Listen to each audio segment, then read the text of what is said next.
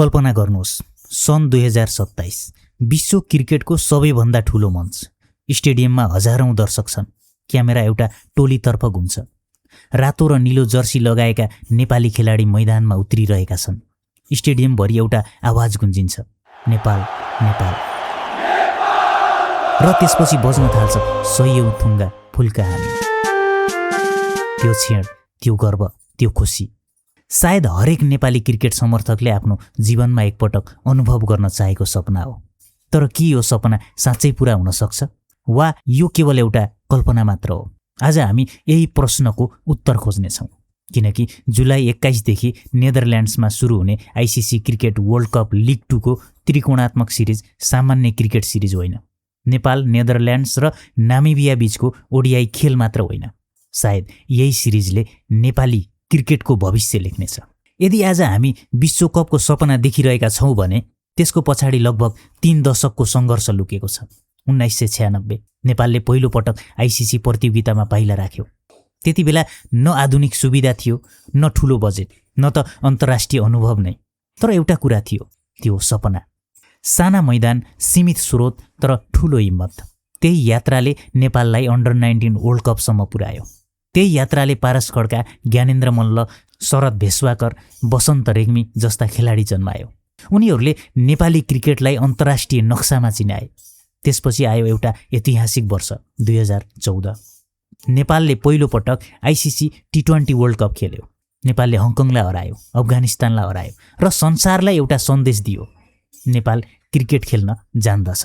त्यो दिनदेखि नेपाली क्रिकेटको सपना अझ ठुलो हुँदै गयो। तर एउटा सपना अझै अधुरो छ। आजसम्म नेपालले T20 वर्ल्ड कप खेलेको छ, एसिया कप खेलेको छ, फुल मेम्बर टोलीहरूलाई हराएको छ। तर एउटा सपना अझै पुरा भएको छैन, 50 ओभरको ओडिआई वर्ल्ड कप।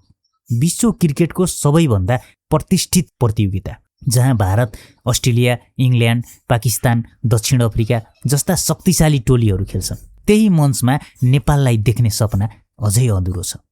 तर पहिलो पटक त्यो सपना वास्तविक जस्तो देखिन थालेको छ। स्क्रिनमा अहिले देखिएको पोइन्ट्स टेबल ध्यान दिएर हेर्नुहोस्।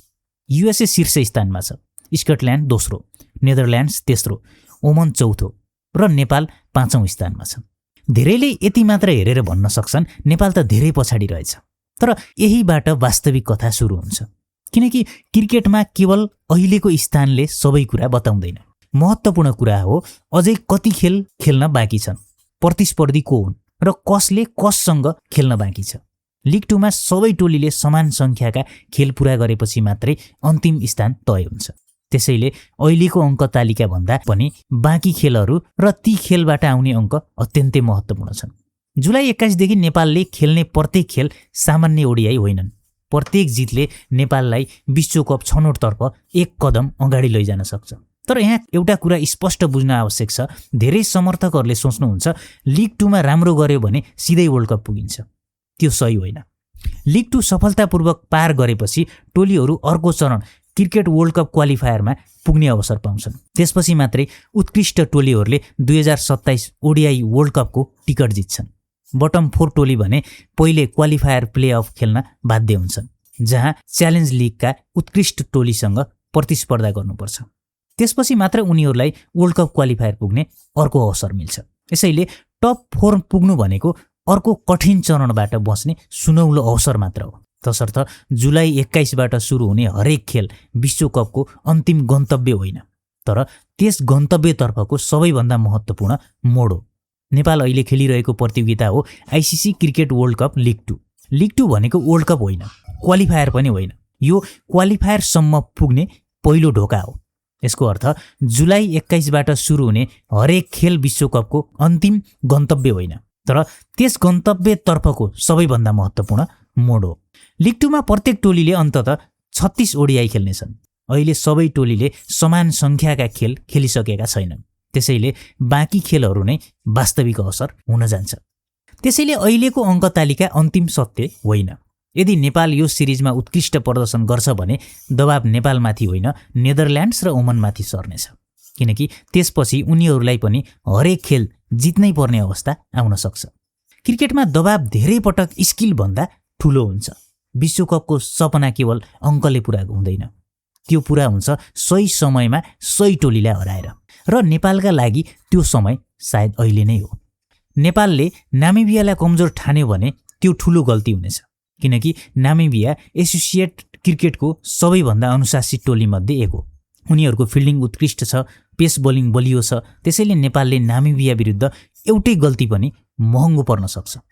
क्रिकेटमा कहिलेकाहीँ एउटा जितले केवल 2 अङ्क मात्र थप्दैन, त्यसले एउटा राष्ट्रको सपना जीवित राख्छ। र जुलाई 21बाट सुरु हुने प्रत्येक खेल नेपालका लागि त्यस्तै खेल हुनेछन्। तर एउटा ठुलो चुनौती छ। अब नेपालले खेल्ने अधिकांश खेल विदेशमा छन् र विदेशी पिच नेपालको सबैभन्दा ठुलो परीक्षा हो, किनकि नेपालमा पिच धेरै जसो स्लो हुन्छ, स्पिन धेरै हुन्छ, बल धेरै स्विङ गर्दैन। तर नेदरल्यान्ड्सको पिच बिल्कुल फरक छ। त्यहाँ मोर्निङ मस्च्योर हुन्छ, ग्रिन ग्रास हुन्छ, क्लाउड कभर हुन्छ, बल धेरै स्विङ गर्छ। फास्ट बलरलाई धेरै सहयोग मिल्ने गर्छ त्यो पिचमा।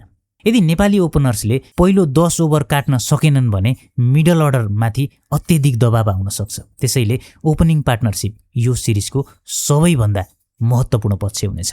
नेपालको सबैभन्दा ठुलो हतियार के हो त? ब्याटिङ, बलिङ, क्याप्टेन्सी वा टिम स्पिरिट? के रोहित पौडेलले टोलीलाई इतिहास बनाउन सक्छन्? दिपेन्द्र सिंह ऐरी फेरि पनि म्याच विनर साबित हुन सक्छन् त? सोमपाल कामी, करण केसी, नन्दन यादव, हेमन्त धामी लगायतका पेस बलरलाई पिचले कति सहयोग गर्नेछ त? र के सन्दीप लामिछानेले मध्य ओभरमा खेलको दिशा बदल्न सक्लान् त? दिपेन्द्र सिंह ऐरीको कुरा गर्ने हो भने उनी ब्याटिङ पनि गर्छन्, बलिङ पनि गर्छन्, प्रेसर पनि सम्हाल्छन्, फिल्डिङ पनि उत्कृष्ट छ उनको। आधुनिक क्रिकेटमा यस्ता खेलाडीलाई म्याच विनर भनिन्छ। यदि दिपेन्द्रले यो सिरिजमा राम्रो प्रदर्शन गरे नेपालको सम्भावना धेरै बढ्न सक्छ। त्यस्तै गरी रोहित पौडेल कप्तानका रूपमा सायद उनको जीवनकै सबैभन्दा ठुलो परीक्षा यही हुनेछ, किनकि विदेशी कन्डिसनमा captaincy, batting, field placement, bowling change सबै कुराले खेल जिताउन ठुलो मद्दत गर्नेछ। अनि अर्को नाम आउँछ सोमपाल कामीको। यदि मोर्निङ स्विङ भयो भने सोमपाल नेपालको तुरुपको एक्का बन्न सक्छन्, किनकि उनी नयाँ बललाई दुवैतर्फ स्विङ गराउन सक्ने सक्षम बलर हुन्। र नेदरल्यान्ड्सको कन्डिसन ठ्याक्कै त्यसका लागि उपयुक्त हुन सक्छ। यो पिचले हेमन्त धामी, नन्दन यादव र गुलसन झा लगायतका पेस बलरहरूलाई पनि ठुलो सहयोग गर्नेछ। त्यसै गरी अहिले आफ्नो करियरकै सबैभन्दा उत्कृष्ट फर्ममा रहेका कुशल बुर्तेल, उनी सेट मात्र भयो भने उनलाई कसैले रोक्न सक्ने छैन। त्यस्तै आसिफ शेख, अर्जुन कुमाल, भीम सार्की लगायतका खेलाडीहरूले पनि नेपाल क्रिकेटलाई जसरी यहाँसम्म ल्याएका छन् पक्कै पनि विश्वकपको मञ्चमा नेपाललाई पुर्याएरै छाड्नेछन्। आशा गरौँ र ती चुनिएका खेलाडीहरूमाथि भरोसा पनि। अबको बाँकी रहेका CWC लिग 2 का खेलहरूमा नेपाली खेलाडीहरूले आफ्नो करियरकै उत्कृष्ट प्रदर्शन गरून् र नेपाललाई 2027 वर्ल्ड कपको मैदानमा पाइला टेकाउन्। हाम्रो धेरै धेरै शुभकामना। अब तपाईलाई के लाग्छ? के नेपालका यिनै खेलाडीहरूले लिग 2 को बाटो पार गर्लान् या अन्य खेलाडीहरूलाई समावेश गर्नुपर्छ?